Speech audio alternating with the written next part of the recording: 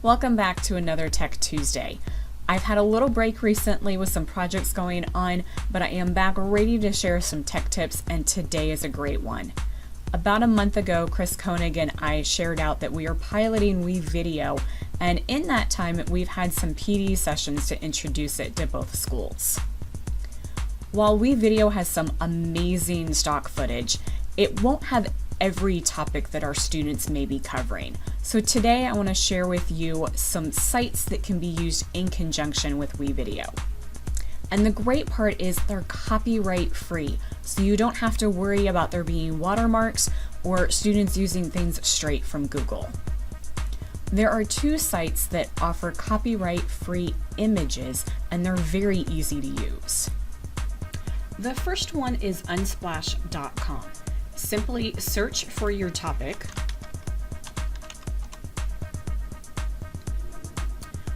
find an image, and then mouse over the image to see the download icon, and then click on it and your download will automatically start. You will also receive a message about giving credit to the owner. While it's not required to give credit, it is a nice feature for students to be able to add for citations. The other site is pexels.com, and this one also has some video footage too. It's very similar to Unsplash. You just search for your topic,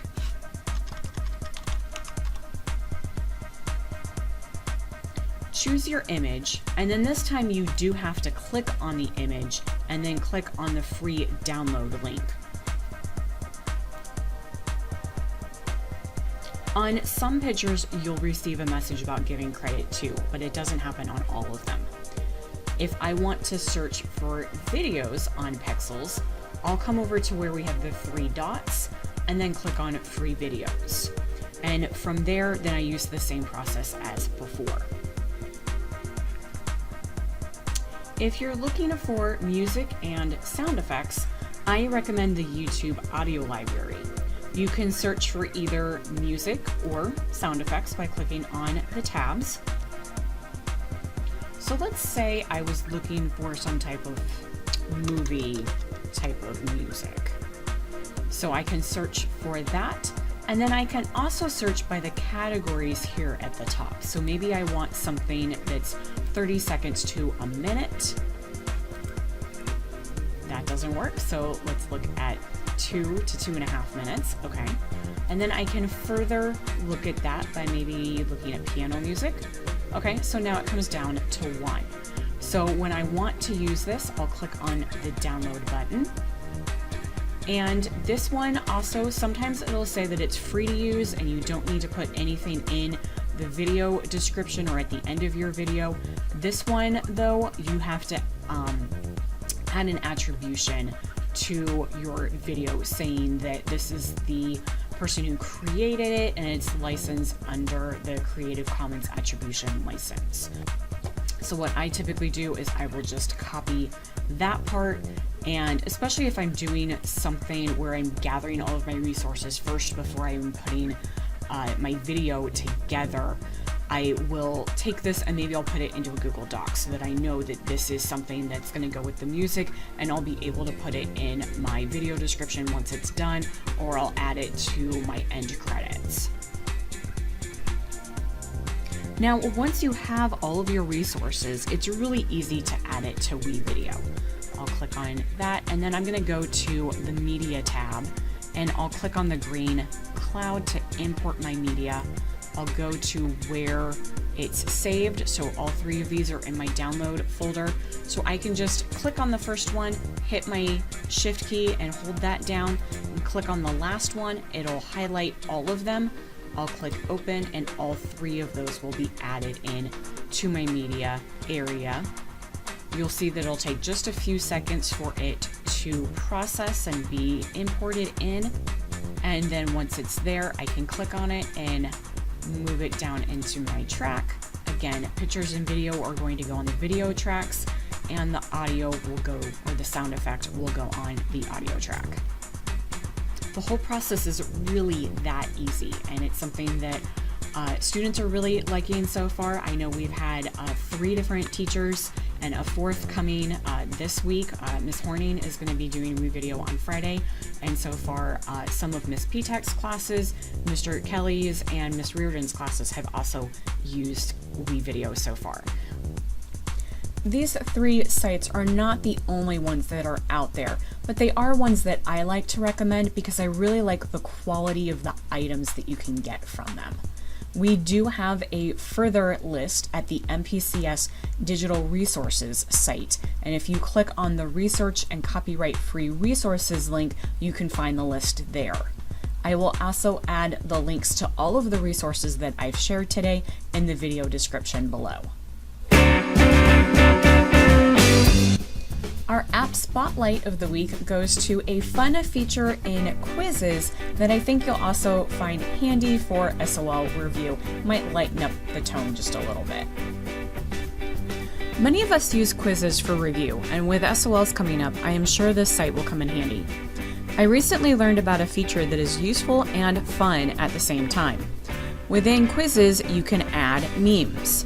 You know, those pictures with some kind of saying on them that are often funny, motivational, ironic. You can also add them to review games in quizzes. So once in quizzes, if you click on memes, you can create a meme set. These can be used for correct or incorrect responses. So within a review game, you can upload pre-made memes from the internet, upload your own pictures, and then use quizzes to add your own text, or use pictures from quizzes that they have on their own site, and then you can add your own text. To do this, you're going to create a new meme set, give it a name, choose the language that you want it to be set in, and decide if you want it to be public or private. And then you have to create sets for both correct and incorrect answers. Quizzes recommends having about a set of 10 total. So if I click on for correct meme, let's say I'm going to use one that I found from the internet. So I can go into upload and find my correct one, decide if I want to have it come in or zoom out, and then I can click upload. It'll come in here and it's already got everything for me. So then I just need to name this, and I'm just going to say correct, and then I'll hit save. And there's my meme. So then I need to do the same thing for the incorrect one. So this time let's go ahead and actually create one. So I'll come in and I'll choose one of the ones that Quizzes already has for me. And then I can add in my own text. And then name it and hit save. So I would go ahead and create a whole set of those. You can also share them with colleagues, which is kind of nice too, that if you know colleagues already have some created, you can hit the share button, share it with that particular teacher, hit send, and then that teacher would need to go in and duplicate the meme set and save it so that they would be able to use it. Okay, so let's say I wanted to use this in an actual study session or review session. So I can go over to my quizzes, find one that I want to use. I can hit play live or homework.